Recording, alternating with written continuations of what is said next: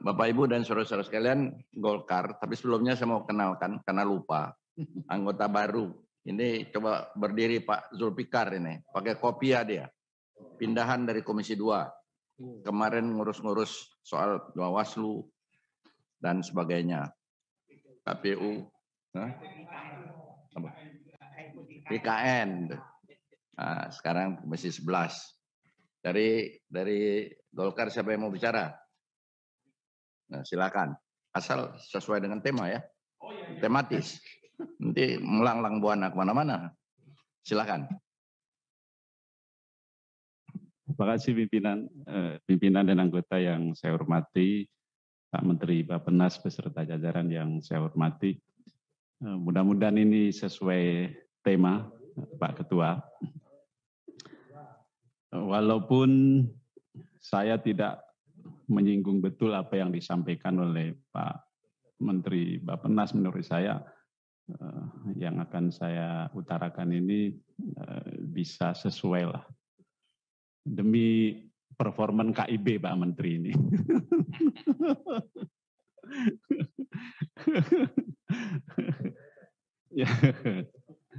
Yang pertama Pak Suharso, karena saya dari Komisi 2 sebelumnya, itu di komisi kami ada masalah terkait dengan penyelesaian tenaga honorer. Nah, sebenarnya pemerintah sudah melakukan banyak kebijakan untuk itu ya. Terakhir dengan merekrut jutaan P3K, ya kan. Namun daerah itu kurang memberikan formasi yang diminta oleh pemerintah. Misalnya guru itu disediakan 1 juta, terakhir hanya sekitar 600. Nah, ke depan juga akan ada rekrutmen P3K untuk menyelesaikan tenaga honorer itu sekitar 900.000 lebih yang baru masuk. Sekarang ini baru 300 sekian formasi. Saya dengar gitu ada masalah di bidang anggarannya. Nah, itu mungkin ini terkait juga dengan perencanaan pembangunan.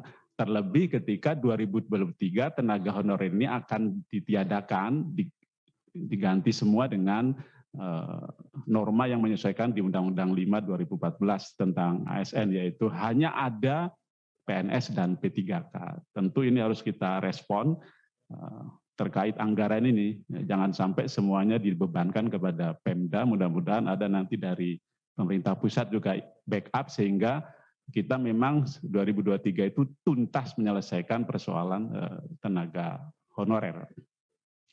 Yang kedua, Pak Menteri, beberapa hari ini kita itu diperdengarkan di media soal Swiss, ya kan, karena ada kejadian putra gubernur kita meninggal. Nah, saya baca-baca, ternyata ada yang menarik dari Swiss selain berita itu, Pak. Nah, di Swiss itu dihadirkan, bahkan sudah dilakukan yang namanya bank waktu. Mungkin ini ke depan Bappenas bisa masukkan dalam RPJPN atau RPJP 2025-2045 ya. Bank waktu itu adalah bank yang memberikan kompensasi baik berupa pelayanan atau materi terhadap warga negara yang melakukan dalam masa mudanya atau dalam masa produktifnya itu kerja-kerja sosial. Jadi kalau mereka mau membantu orang tua gitu, merawat orang tua atau membantu yang sakit atau apa yang berupa kerja-kerja sosial itu bisa dikompensasi. Dan bank waktu itulah yang melakukan itu. Menurut saya ke depan ini bagus untuk memperluas jaminan sosial ya kan, untuk memperluas social safety net, bahkan mungkin perluasan dari kartu prakerja kalau nanti ada apa-apa gitu. Boleh Pak dipelajari di Swiss gitu, di bank waktu itu.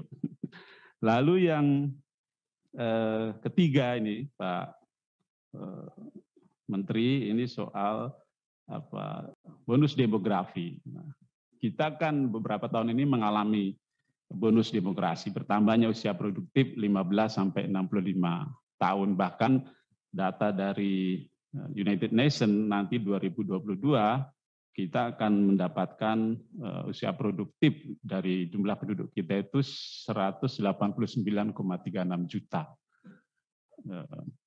Kita ingin, ini Bappenas sebagai yang terdepan, agar pemerintah mengantisipasi ini dengan makin menciptakan pertumbuhan ekonomi yang berkualitas. Karena sekarang ini pertumbuhan ekonomi 1% itu hanya baru 110 tenaga kerja yang terserap. Nah, mudah-mudahan dengan semakin banyaknya penduduk kita yang produktif, kita bisa menghasilkan pertumbuhan ekonomi dengan penyerapan sesuai teori itu, sesuai rumus 1% 500.000 orang. Lalu bagaimana Bappenas membuat langkah untuk mencapai target itu? Yang terakhir Pak, soal tambahan anggaran ya kita ikut saja. Yang penting demi performa KIB dan bangsa Indonesia itu. Terima kasih. Assalamualaikum warahmatullahi wabarakatuh. Terima kasih Pak Jul. Agak tidak tematis itu.